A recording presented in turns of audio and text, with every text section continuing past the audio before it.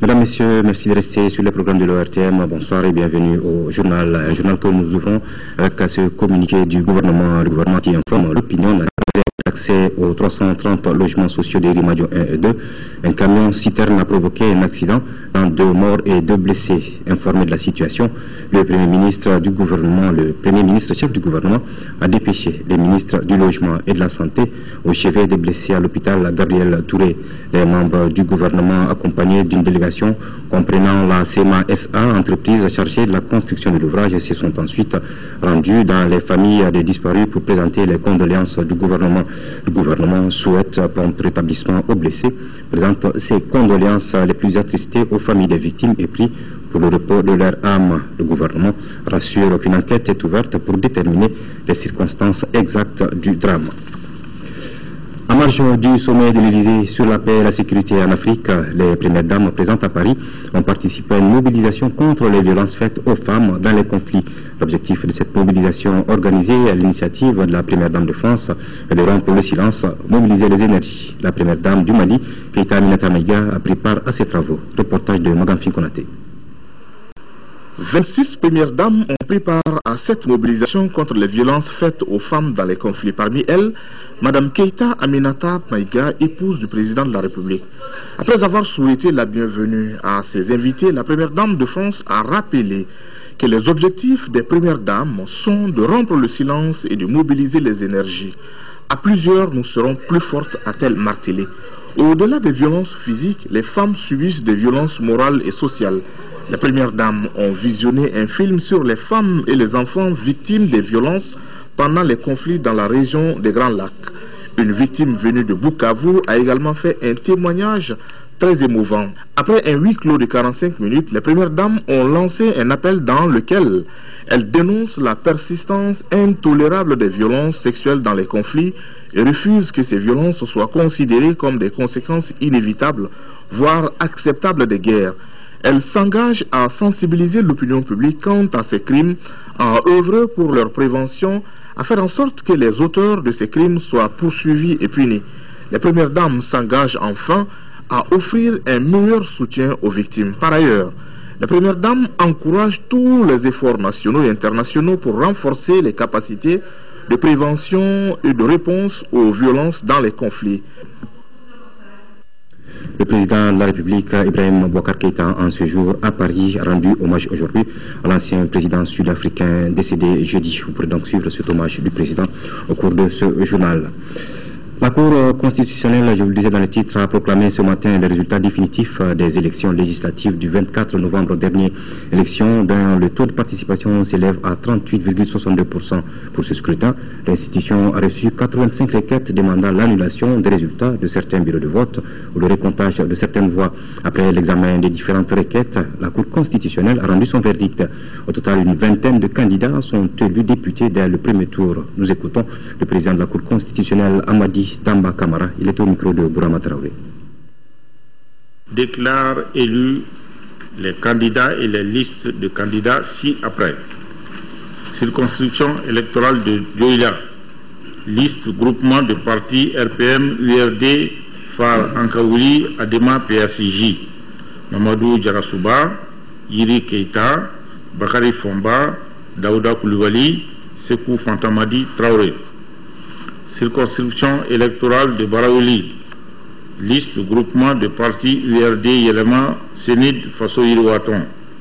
Modindiaï, Sidi Fomba, Adama Kane.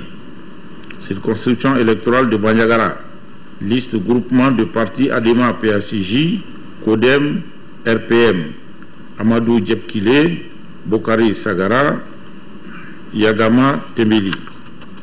Circonscription électorale de Niafunke, liste URD, Smaïla Sissé, Dédéou Traoré. Circonscription électorale de Menaka, liste indépendant, Bajan Aghamatou. Circonscription électorale de Bourem, liste groupement UMRDA Faso Djigi RPM, Aïchata Al-Alassane Sissé, Mohamed Ould Matali. Circonscription électorale de Kidal, liste indépendante pour la paix et l'union nationale, Ahmouden Ag Ignas. RPM, Acha Belko Maïga. Circonscription électorale de Tinesako, liste RPM, Mohamed Intala. Dans la circonscription électorale non pourvue, le second tour sera organisé le 15 décembre prochain. Il opposera les deux candidats ou les deux listes arrivées en tête au premier tour, toujours par rapport à ces élections législatives.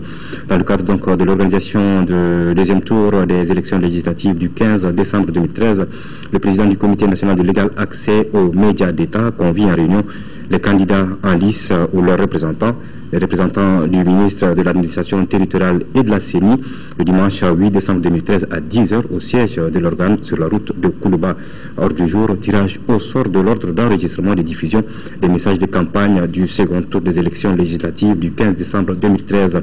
La présence de tous ces virements souhaités, puis le contenu de cet autre communiqué cette fois-ci. Suite au décès de Nelson Mandela, nous continuons donc de recevoir des messages de condoléances. C'est ainsi que l'ADEMA, Parti africain pour la solidarité et la justice, le mouvement pour l'indépendance, la renaissance et l'intégration africaine MIRIA, et l'Union pour la République et la démocratie URD s'inclinent tous devant la mémoire de l'homme d'État, le militant inconditionnel de la paix et de l'émancipation des peuples, et adresse à la famille du disparu et au peuple sud-africain leurs condoléances les plus attristées. Et cet autre communiqué avant de poursuivre en image cette édition. Le ministre des Affaires étrangères et de la coopération internationale, Zahabi Ould Sidi Mohamed, est arrivé ce dimanche, donc dimanche 8 décembre 2013 à Conakry, dans la capitale guinéenne. Le ministre Zahabi prendra part aux travaux du 9 au 11 décembre 2013 de la 40e session du Conseil des ministres des Affaires étrangères de l'OCI. Au cours de son séjour, le ministre Zahabi Ould Sidi Mohamed aura également des entretiens avec plusieurs homologues et des autres personnalités de l'Organisation de la coopération islamique OCI. Lancement ce matin du forum des directeurs de publication à l'occasion des sujets d'actualité tels le charnier de Diago, la disparition du leader Nelson Mandela. L'invité du forum initié par le groupement patronal de la presse est Jean-Marie Idrissa Sangaré, ministre de la communication et des nouvelles technologies de l'information. Moïse Traoré. La presse nationale instaure le débat démocratique. Le premier invité du forum des directeurs de publication est le ministre de la Communication. Parmi les principaux sujets à l'ordre du jour, la disparition de Nelson Mandela et le charnier de Diago. Il ne s'agit pas de dire que les victimes de Diago sont moins importantes que les victimes de Aguelok. Non, il a été aussi dit que, quel qu'il soit, personne ne sera au-dessus des lois. Les directeurs de publication ont voulu savoir si le retrait de la 3e licence de téléphonie mobile était possible. Je ne juge pas de la qualité de l'opérateur. Je dis simplement qu'aujourd'hui, depuis février 2013, il a la licence. Donc aujourd'hui, s'il est prêt à dérouler son plan d'investissement, personne ne peut le lui contester.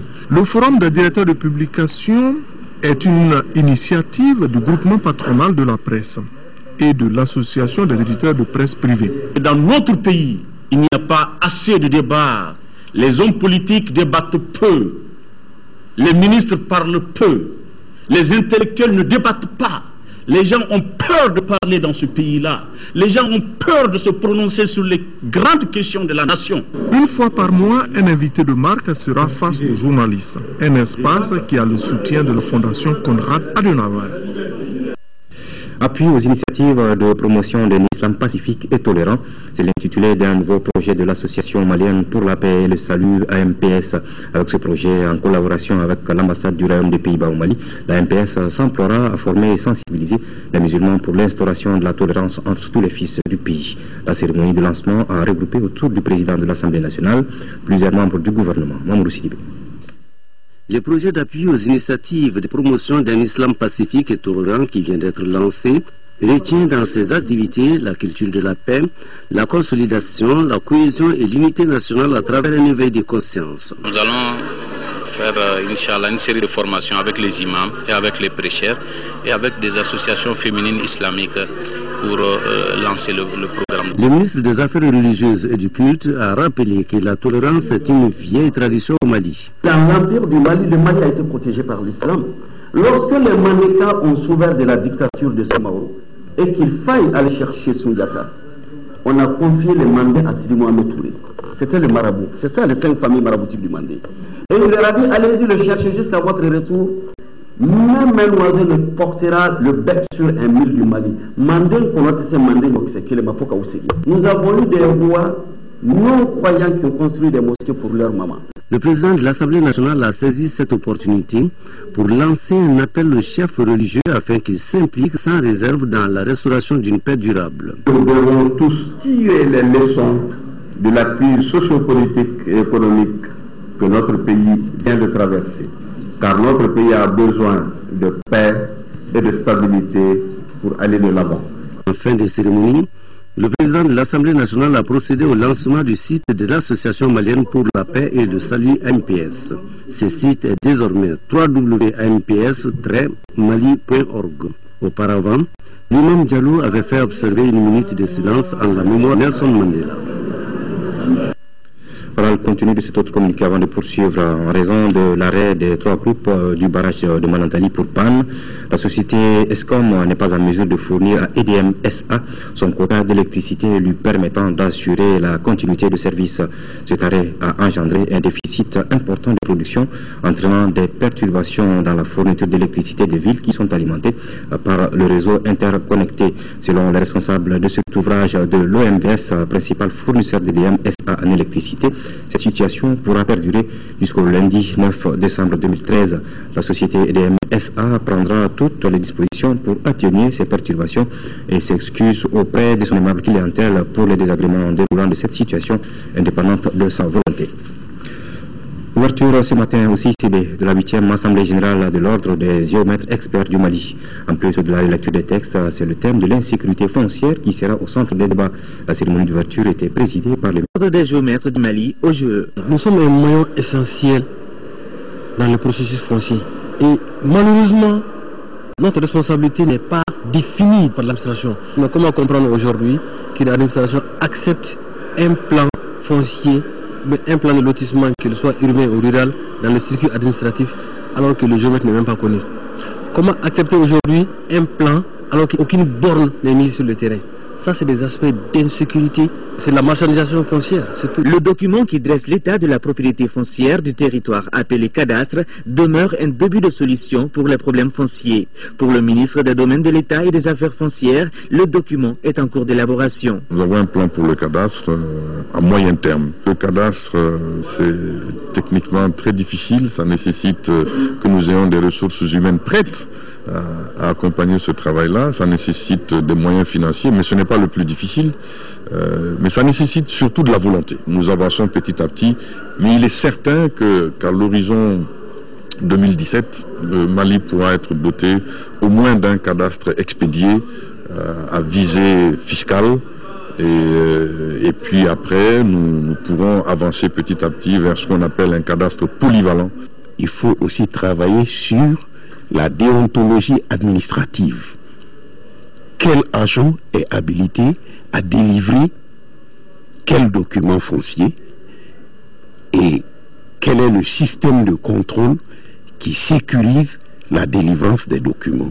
L'OGE est l'unique organisation qui représente les géomètres experts. Elle compte aujourd'hui 48 membres. L'association des médecins libéraux du Mali a désormais un bureau. Il est composé de 9 membres, dirigé par le docteur Soulounou Keïta pour un mandat de 3 ans. Ce bureau a été élu ce matin au cours de l'Assemblée générale de l'association. Reportage de Abdraman Maïga.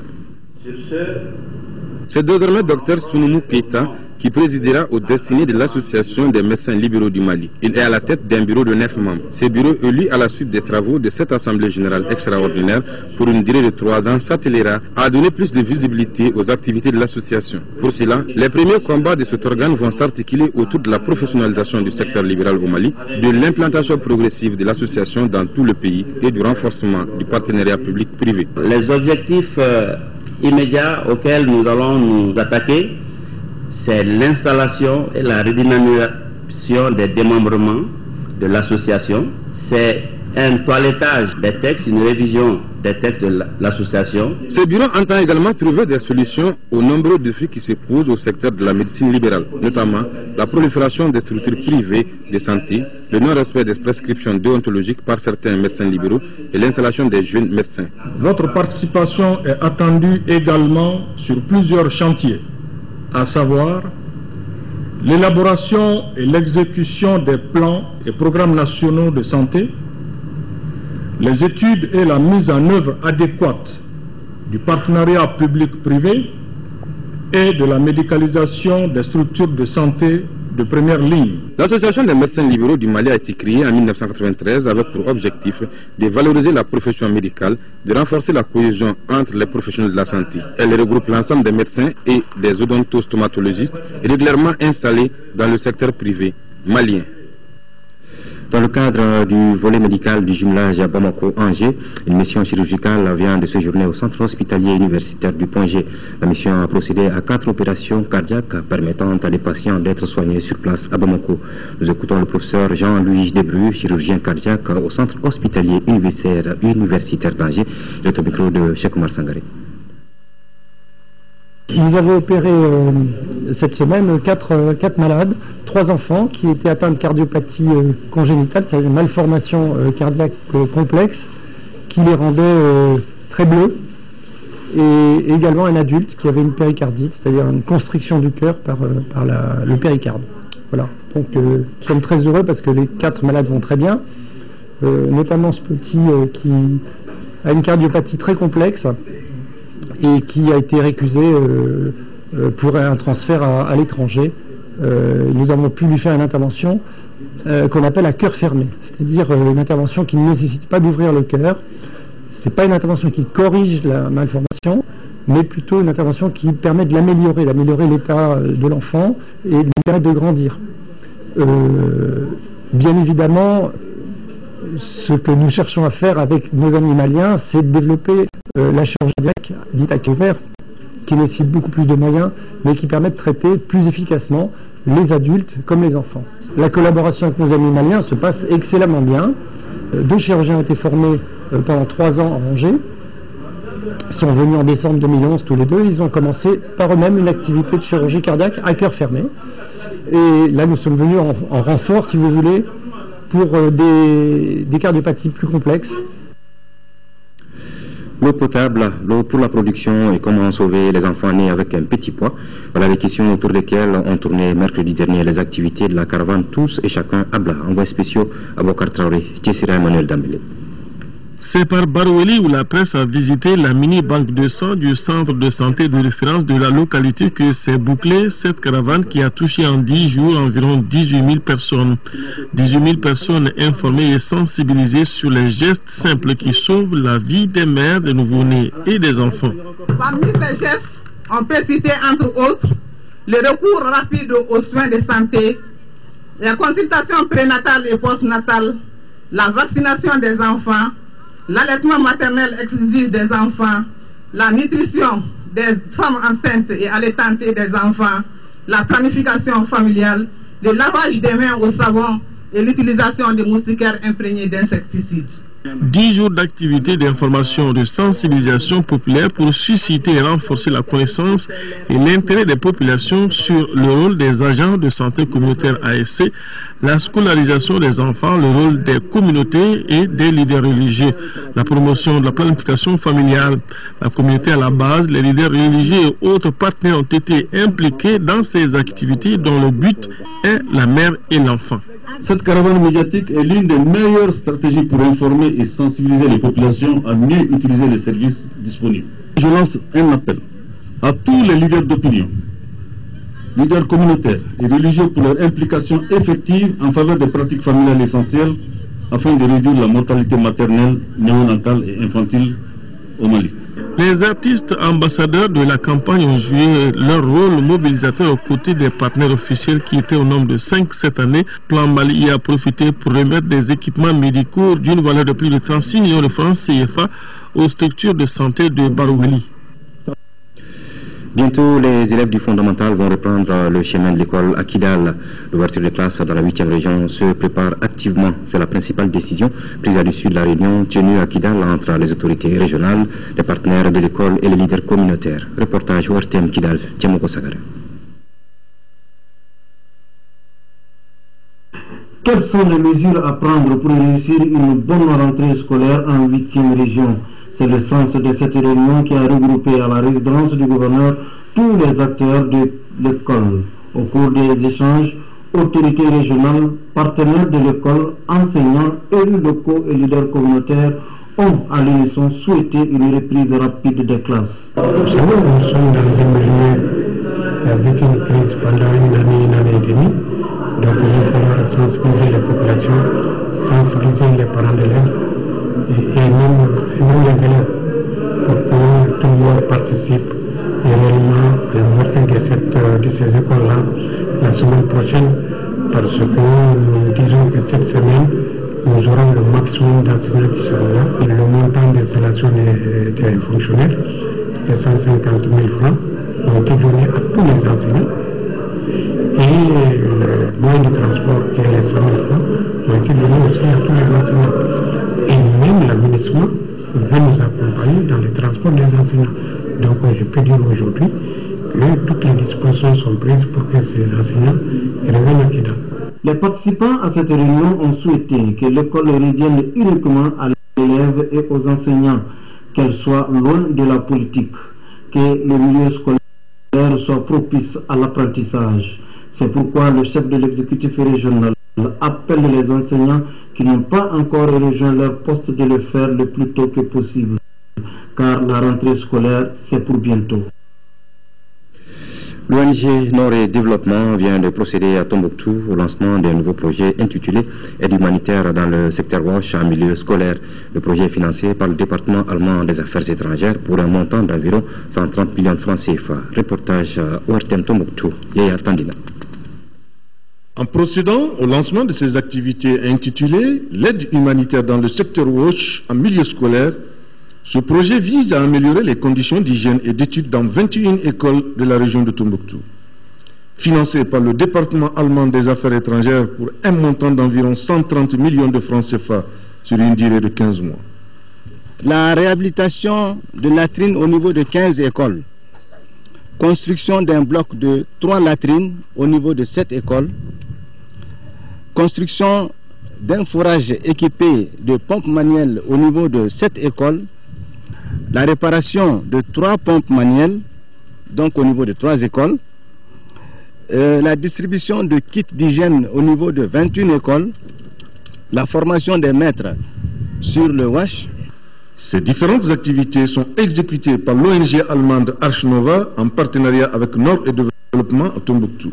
Ces réalisations témoignent de l'efficacité des interventions discrètes mais plausibles de l'ONG. Nous souhaitons consolider ce partenariat fécond pour garantir un environnement propice à nos enfants auxquels incombe la relève de demain. C'est le village de Tourari qui a eu l'honneur d'abriter la cérémonie de lancement du projet qui va couvrir les cercles de Diri et Tombouctou. Voilà, je vous le disais en début de journal, le président de la République, Ibrahim Boubacar Keïta, en séjour à Paris, a rendu aujourd'hui hommage à l'ancien président sud-africain Nelson Mandela, décédé jeudi dernier. Nous proposons la réaction du président de la République, Ibrahim Boubacar Keïta, réaction que nous venons juste de recevoir. Ce grand cadre qui s'en est allé. J'ai parlé de Madiba hier, lors de sommet de l'Élysée, en des termes que moi seul pouvais dire, l'ayant pratiqué. Pendant 3 jours, j'ai eu une chance que peu d'hommes ont tué, et en tout cas n'auront plus. Madiba est venu en visite officielle au Mali, disait-il, pour rendre hommage à ce pays qui dès d'abord a soutenu puissamment la lutte de l'ANC.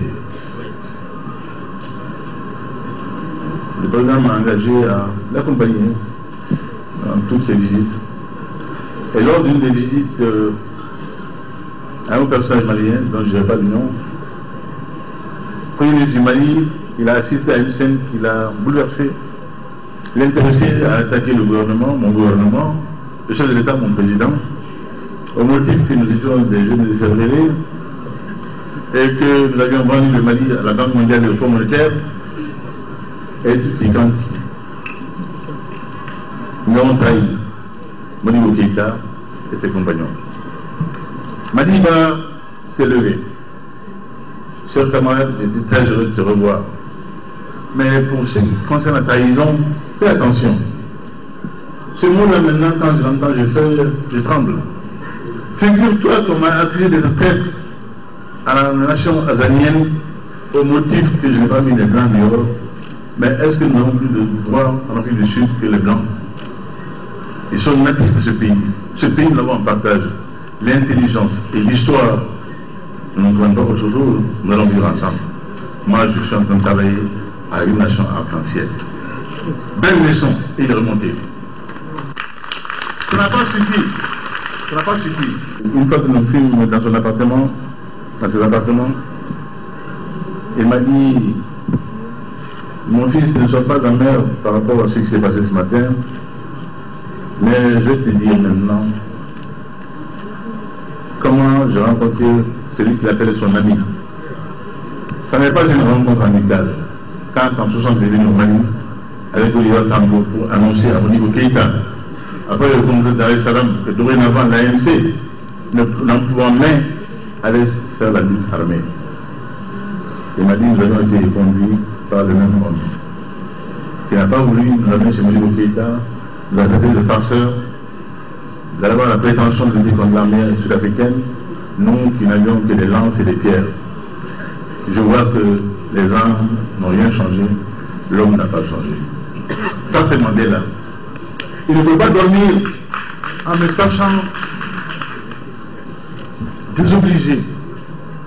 Il fallait qu'il me rassurât, en me disant, t'inquiète pas mon fils, moi aussi, j'ai subi la même chose de la part du même homme. Ça c'est ma vie.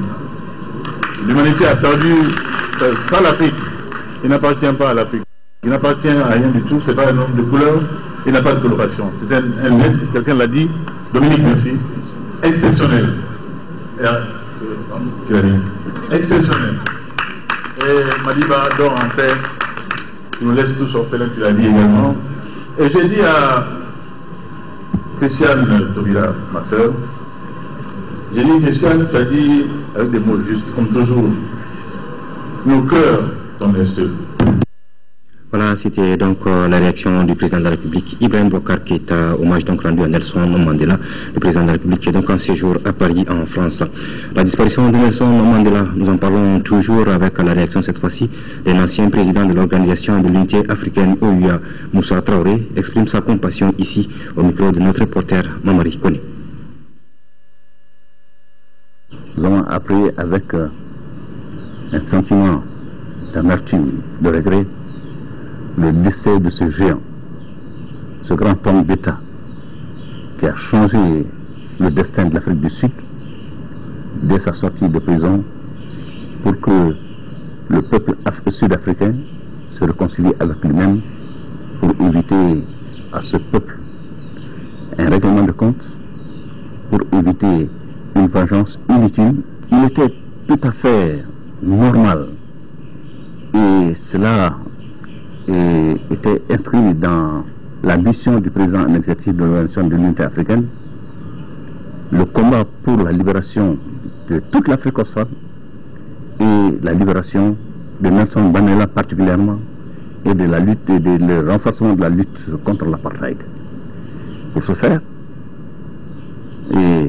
toute l'Afrique était mobilisée derrière le président en exercice de l'Organisation de l'Unité africaine pour que l'apartheid disparaisse, pour que Nelson Mandela sorte de prison. Et c'est ce qui a été fait un an après la fin de mon exercice en tant que chef d'État et président en exercice de l'OUA.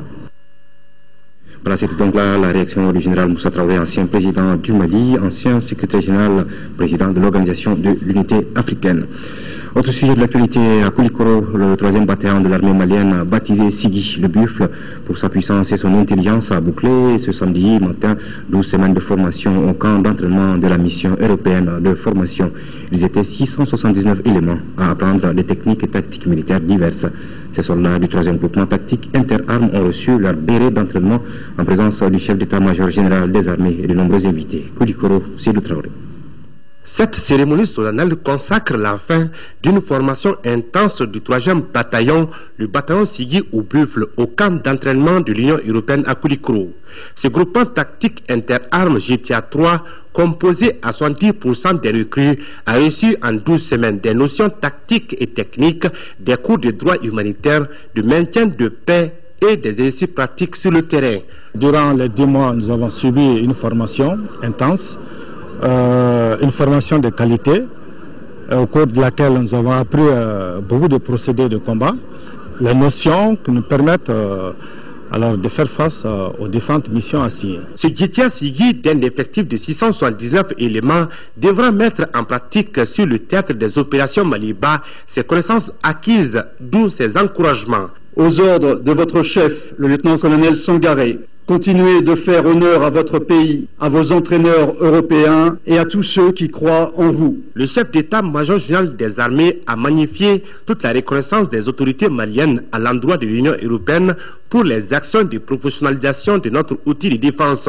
Le général de division Mahaman Touré a aussi exprimé la volonté des plus hautes autorités dans la réorganisation et restructuration des forces armées du Mali. Nous jugeons que cet exercice plus que bénéfique contribue significativement à la montée graduelle en puissance de nos forces. On peut d'ores et déjà considérer que la mission AITM est une réussite. Le bataillon Sigui est composé, il faut le rappeler, de 3 compagnies d'infanterie, une compagnie de commandement et de logistique, un état-major, un escadron blindé, une batterie d'artillerie, une section d'armée de l'air et une section de commando. Le début de la formation du 4e bataillon est prévu pour le mois de janvier prochain. Le Haut Commissariat des Nations Unies pour les réfugiés HCR, en collaboration avec le Conseil norvégien pour les réfugiés NCR, pour le secours des populations de Gao. Ce sont plus de 600 ménages qui ont reçu de l'aide dans la cité des Askia. 20 balles de pièces de couverture, 50 cartons de jerrycans, 50 balles de moustiquaires, 24 cartons de seaux plastique, 40 balles de nattes plastique, 5 balles de pièces de bâche et des ustensiles de cuisine sont les matériels que 663 ménages de la ville de Gao viennent de bénéficier. Cette donation est du Haut Commissariat des Nations Unies pour les réfugiés HCR en collaboration avec les conseils norvégiens pour les réfugiés. Elle concerne les populations démunies de Gao. Actuellement, donc, on est en train d'organiser les 3 principales activités. D'abord, le retour des Maliens qui sont déplacés à l'intérieur même du Mali, mais qui reviennent. Les populations qui sont restées, mais qui sont dans le dénouement. Et puis, les Maliens qui étaient réfugiés, qui commencent à revenir maintenant.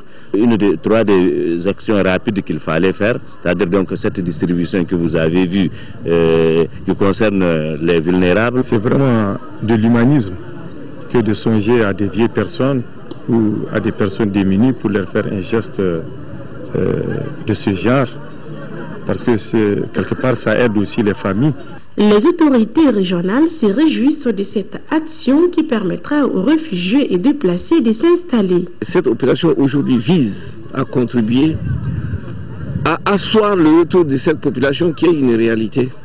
Le matériel que nous venons de recevoir et qui est venu à temps opportun dans la mesure où c'est la période du froid. Nous avons reçu des couvertures. Cette période de froid accompagne également les moustiques. Il y a des moustiquaires. Il y a aussi des kits concernant la cuisine. Donc autant dire que la population dans un premier temps est prédisposée à s'installer. L'insertion socio-économique des populations du Nord fait partie des projets du Haut Commissariat des Nations Unies pour les réfugiés HCR. Il faut signaler que les mêmes opérations se poursuivront à Gossi, Nsongo, Bourem et Menaka. Les bourses régionales des valeurs mobilières souhaitent un assainissement du climat des affaires à travers le continent. Au terme de la 17e Assemblée générale et de la conférence annuelle de l'association ASEA, les financiers recommandent une meilleure participation du secteur public à la capitalisation du marché. La cérémonie de clôture a été présidée par le Premier ministre ivoirien Daniel Kablan-Duncan, envoyé spéciaux Moïse Traoré et Adama Kamara. Les bourses régionales des valeurs mobilières préconisent une amélioration du climat des affaires à travers le continent. Au terme de la 17e Assemblée générale et la conférence annuelle de l'association ASEA des bourses de valeur, les délégués recommandent l'allègement des critères d'introduction en bourse. Plus il y aura de petites et moyennes entreprises cotées, mieux le secteur financier se portera. J'ai compris à travers ces assises qu'il y a un besoin important d'information, de sensibilisation des entreprises, des investisseurs à la matière boursière et nous allons vraiment œuvrer très rapidement dans ce sens-là. La BRVM se classe au 6e rang des bourses africaines en termes de capitalisation. Au Mali, comme dans chacun des pays de l'UEMOA, elle est représentée par une antenne nationale. Comme à l'ouverture des travaux, le Premier ministre ivoirien était à la clôture pour réaffirmer le soutien des autorités du pays hôte. L'Afrique passe progressivement d'un continent sans espoir au continent de l'espoir. Ces importantes dotations en ressources naturelles se conjuguent à une plus grande stabilité macroéconomique, à l'assainissement des finances publiques et au renforcement du capital humain pour en faire un pôle mondial de croissance, de progrès et de développement. Le Premier ministre annonce un forum des investisseurs en Côte d'Ivoire pour janvier 2014. En attendant, la Bourse de Casablanca a signé un accord de coopération avec celle de la Côte d'Ivoire. La 22e édition de la Foire internationale de Dakar, ouverte la semaine dernière, se poursuit au Centre international du commerce extérieur du Sénégal, CICS.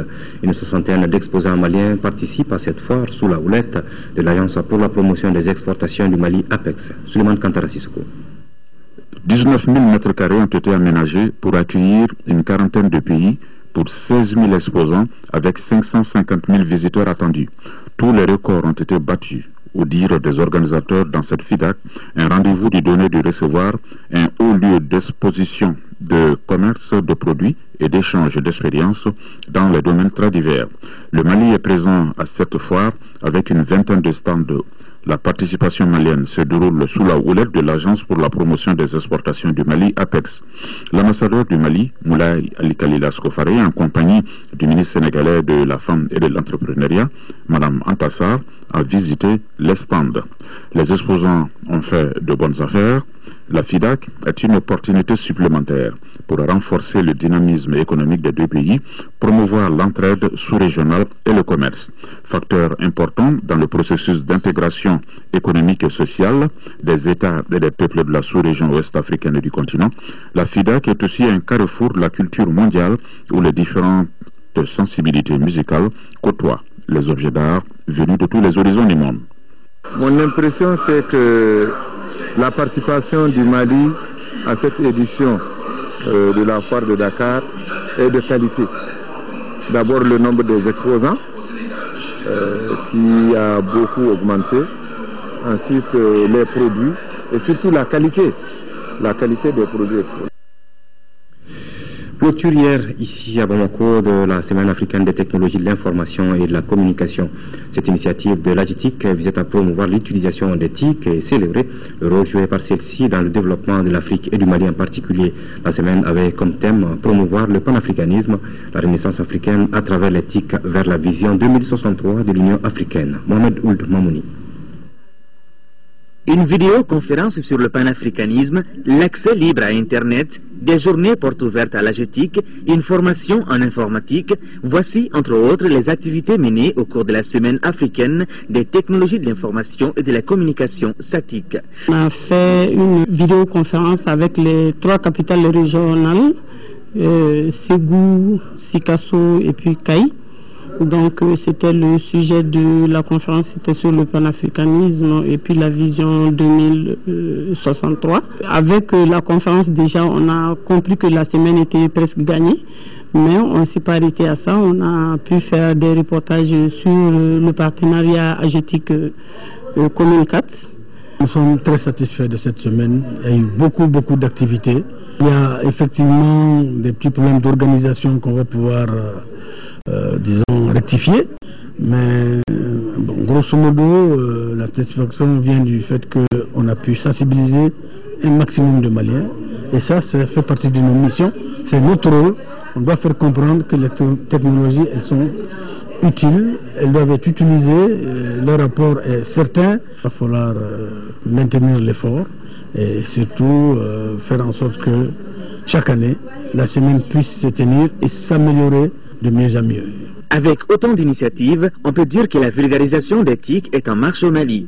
Le directeur de l'AGTIC a appelé les jeunes à s'approprier les TIC car celle-ci est vecteur de développement. Le deuxième congrès statutaire du syndicat national de transport a ouvert ses travaux hier à la maison des jeunes de Bamako. À l'issue de ces assises, les congressistes vont procéder au toilettage des textes statutaires de leur syndicat en le dotant d'un nouveau bureau exécutif. Nando Dambélé. Statutaire, ce deuxième congrès est considéré aussi comme celui de toutes les vérités pour les travailleurs des transports. Il va non seulement permettre de revoir les textes statutaires et de doter les syndicats d'un nouveau bureau exécutif, mais aussi d'assainir le climat syndical dans le secteur des transports longtemps perturbé par des querelles de leadership. Ce congrès-là, qui se tiendra ici à la Maison des Jeunes, marque une attention particulière, n'est-ce pas, aux congressistes, à cette assise par rapport au contexte particulier. Désormais, les travailleurs des transports vont parler d'une seule voix, toute chose que saluent les responsables du département en charge de l'équipement et des transports. Le département attache une importance à l'organisation syndicale pour que, en tout cas, les missions qui sont les tiennes soient réalisées à hauteur des souhaits. Ceux-ci ont invité les travailleurs à la cohésion pour le bonheur du secteur des transports qui occupe aujourd'hui une place de choix dans l'économie nationale. Le nouveau président du Conseil national des jeunes CNJ Mali, Mohamed Salia Touré, a pris fonction jeudi dernier. La cérémonie de passation entre la nouvelle équipe et le bureau sortant s'est déroulée au siège de l'organisation sous la supervision du directeur national de la jeunesse. Le président entrant place son mandat sous le signe de la redynamisation de la fêtière afin de faire face aux défis de l'heure. Mohamed Salia Touré, qui est donc le nouveau président du Conseil national des jeunes CNJ Mali. Bureau donc prise de fonction effectuée jeudi dernier.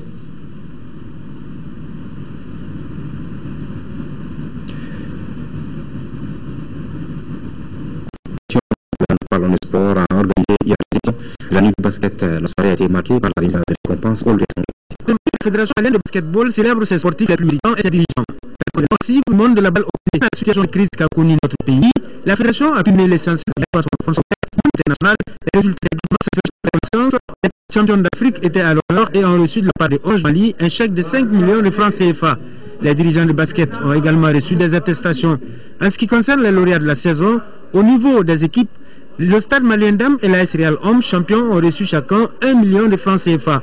Les équipes régionales, notamment le Sigi de Kai Homme, Atar Club de Kidal Dame, l'USM Puchala ont été primés.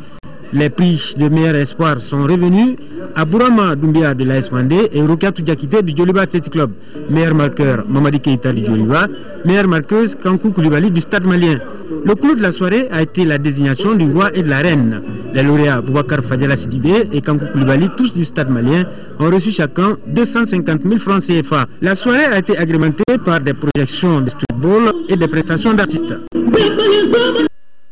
Voilà, et cette nouvelle sportive en troisième journée du championnat national de Ligue 1 et Lanson en football. Le Stade Malien de Bamako en déplacement a battu le Debo Club à Mopti 1-0. Victoire également en déplacement du CS du Goulonfla à Ségou, 3-2 face à l'AS Bakardian de Barweli. Et l'AS Real de Bamako et l'Office du Niger Sport se sont quittés sur le nul de 0 but partout. Musique à présent, Amadou et Mariam regagnent le Bercail après plusieurs semaines en tournée mondiale. Un retour marqué par un concert live que le couple a donné hier soir à l'Institut français de Bamako. L'occasion pour Amadou et Mariam de présenter au public malien leur dernier album baptisé Folila, qui veut dire instrumentiste. Un opus qui comporte 12 titres dans lesquels se côtoient plusieurs styles musicaux.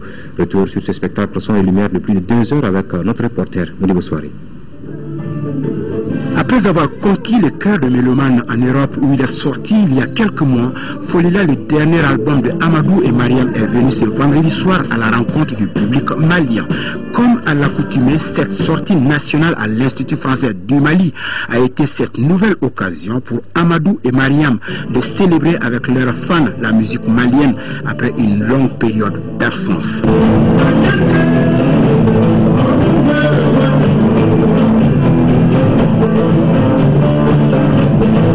Folila, un album voyageur enregistré entre Bamako, Paris et New York. Le disque rassemble une liste d'invités prestigieux. En somme, des artistes talentueux comme Bertrand Cantan, ex-leader du groupe français Noir Désir, ainsi que Idrissa Soumaré et Toumani Diabaté pour apporter une touche africaine à ce produit. L'album est sorti, ça fait 2 ans à peu près. Depuis qu'on a fait l'album, on n'a pas joué ici, donc aujourd'hui on a mélangé l'ancien morceau et le nouveau morceau. Folila est un album qui prône la paix, la cohésion sociale, l'unité et la réconciliation, des valeurs chères à ce couple devenu citoyens du monde à travers leur art.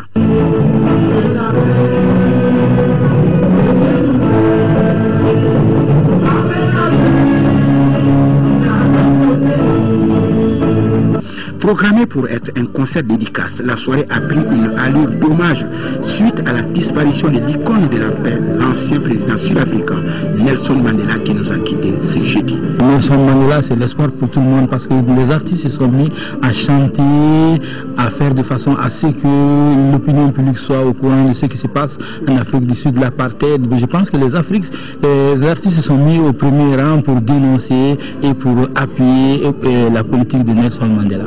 Après ce concert, Amadou et Mariam partiront pour une nouvelle tournée mondiale et première destination Sydney en Australie. Voilà, c'est tout pour ce journal. Merci de la